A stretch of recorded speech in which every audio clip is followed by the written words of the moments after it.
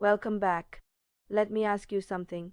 Have you ever met someone who goes to church every Sunday, knows all the Bible verses, follows all the rules, but somehow feels empty inside? Or maybe that person is you. You do everything right, but something still feels missing. Something still feels like it's not working. The Bible has something very important to say about that, and it might surprise you. Let's start with a story Jesus told in Luke 18 verses 9 to 14. Two men went to the temple to pray. The first man was a Pharisee. Now, the Pharisees were the most religious people of their time. They knew the scriptures better than anyone. They fasted. They gave money to God. They followed every rule. This man stood up and prayed, and listened to what he said. He said, God, I thank you that I am not like other people, robbers, evildoers, adulterers, or even like this tax collector. I fast twice a week and give a tenth of all I get. Now, the second man was a tax collector. In those days, tax collectors were seen as the worst kind of people. Everyone looked down on them. But this man stood far away, couldn't even look up to heaven, and simply said, God, have mercy on me, a sinner. Then Jesus said something that shocked everyone listening. He said the tax collector, not the Pharisee, went home right with God. Because everyone who lifts himself up will be brought low, and everyone who humbles himself will be lifted up. So what was wrong with the Pharisee? He did all the right things, didn't he?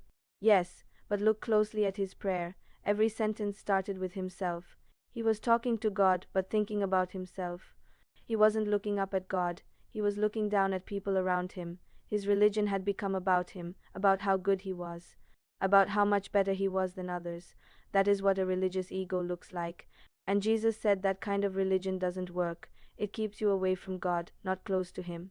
Now look at Paul. Before he became one of the greatest followers of Jesus, Paul was a Pharisee himself. He was the best of the best. In Philippians 3 verses 4 to 9, he lists everything he had, his religious family, his training, his status, how strictly he followed every rule.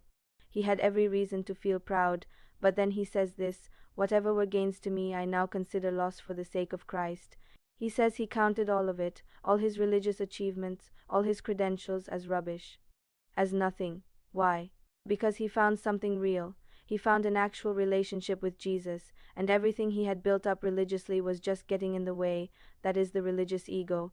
It's all the things we build up around ourselves to feel like we are good enough, right enough, holy enough. And the problem is, it blocks us from actually meeting God. This is why James 4 verse 6 says, God opposes the proud but shows favor to the humble.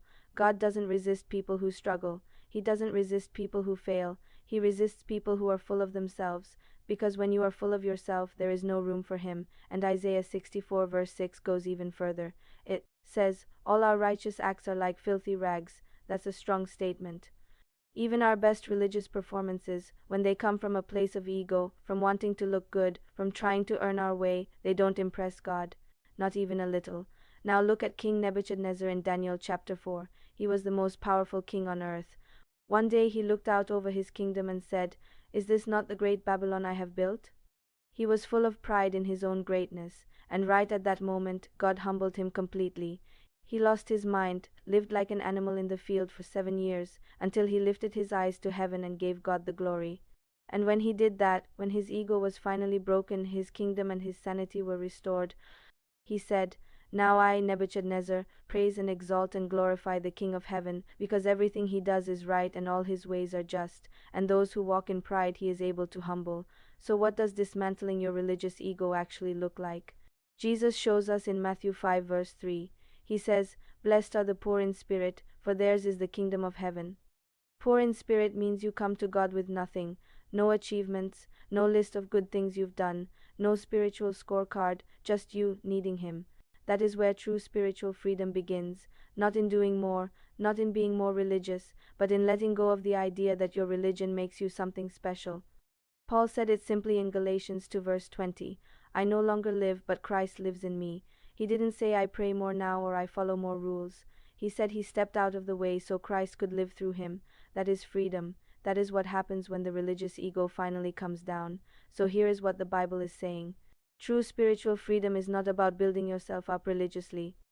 It is about letting go of the need to be seen as holy, letting go of the scoreboard you keep in your head, letting go of the expectations you put on yourself and others, and coming to God simply, like that tax collector, saying, Have mercy on me. because the moment you do that, you are finally free. Thank you so much for watching. If this video helped you see something in a new way, please subscribe to the channel so you don't miss what's coming next. See you in the next one.